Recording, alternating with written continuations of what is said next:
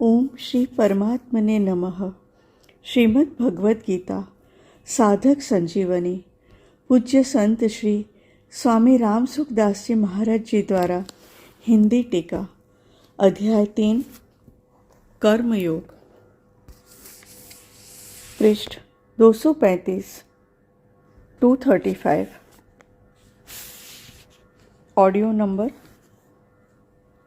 74 74 श्लोक 32 ये त्वे तदभ्यसूयन्तो नानुतिष्ठन्ति मे मतम् सर्वज्ञानविमूढान् तान् विद्धि नष्टान चेतसः।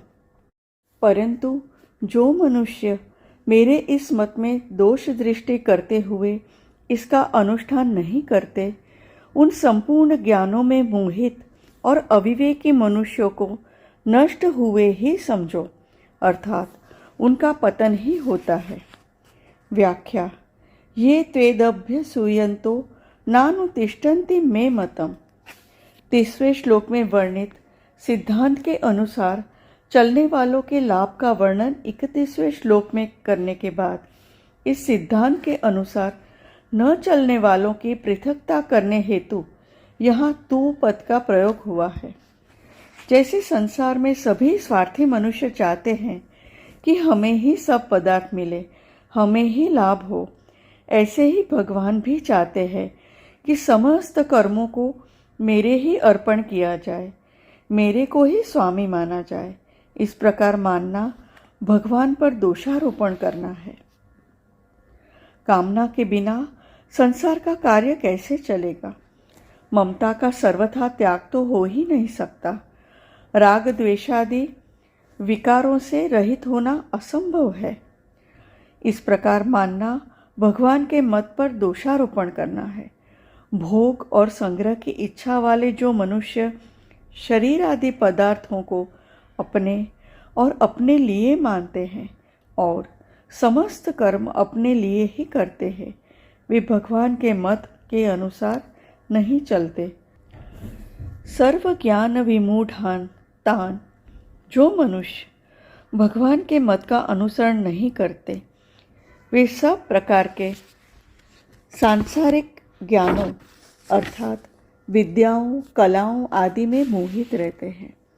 वे मोटर, हवाई जहाज, रेडियो, टेलीविज़न आदि आविष्कारों में, उनके कला कौशल को जानने में तथा नए नए आविष्कार करने में ही रचे पचे रहते हैं।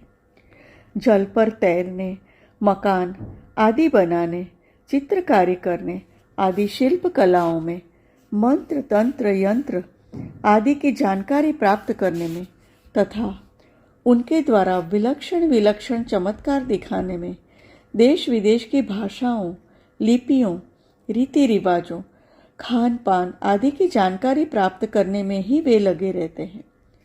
जो कुछ है वह यही है, ऐसा उनका निश्चय होता है। 16वें अध्याय का 11वां श्लोक। ऐसे लोगों को यहाँ संपूर्ण ज्ञानों में मोहित कहा गया है। अचेतसः, भगवान के मत का अनुसरण न करने वाले मनुष्यों में सत असत, सार असार, धर्म अधर्म, बंधन मोक्ष आदि पारमार्थिक बातों का भी ज्ञान अर्थात विवेक नहीं होता। उनमें चेतनता नहीं होती। वे पशु की तरह बेहोश रहते हैं। वे व्यर्थ आशा, व्यर्थ कर्म और व्यर्थ ज्ञान वाले विक्षिप्त चित्त मूढ़ पुरुष होते हैं। मोघाशा मोघ कर्माणु मोघ ज्ञाना विचेतसः। अध्याय 9 श्लोक 12। विद्धि नष्टान, मनुष्य शरीर को पाकर भी जो भगवान के मत के अनुसार नहीं चलते, उन मनुष्यों को नष्ट हुए ही समझना चाहिए। तात्पर्य है कि वे मनुष्य जन्म मरण के चक्र में ही पड़े रहेंगे। मनुष्य जीवन में अंत काल तक मुक्ति की संभावना रहती है। अध्याय 8 श्लोक 5। अतः जो मनुष्य वर्तमान में भगवान के मत का अनुसरण नहीं करते, वे भी भविष्य में सत्संग आदि के प्रभाव से भगवान के मत का अनुसरण कर सकते हैं, जिससे उनकी मुक्ति हो सकती है।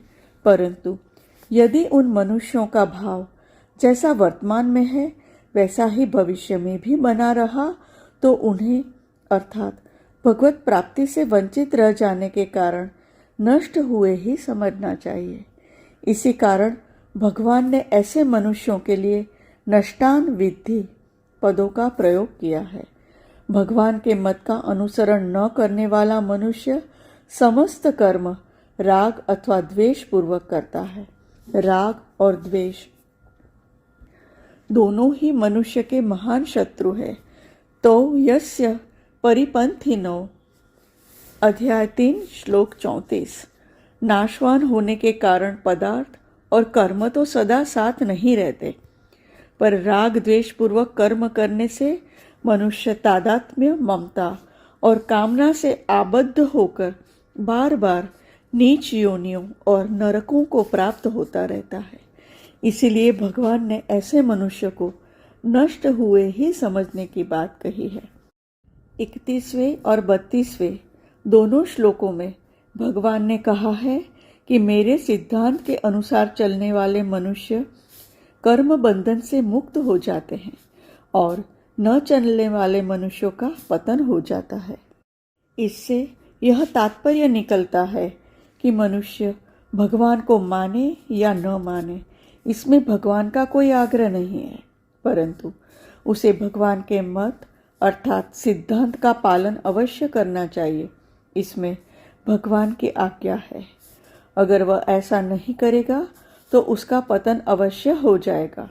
हाँ, यदि साधक भगवान को मानकर उनके मत का अनुष्ठान करे तो भगवान उसे अपने आप को दे देंगे, परंतु यदि भगवान को न मानकर केवल उनके मत का अनुष्ठान करे तो भगवान उसका उद्धार कर देंगे। तात्पर्य यह है कि भगवान को मानने वाले को प्रेम की प्राप्ति और भगवान का मत मानने वाले को मुक्ति की प्राप्ति होती है। हरि ओम।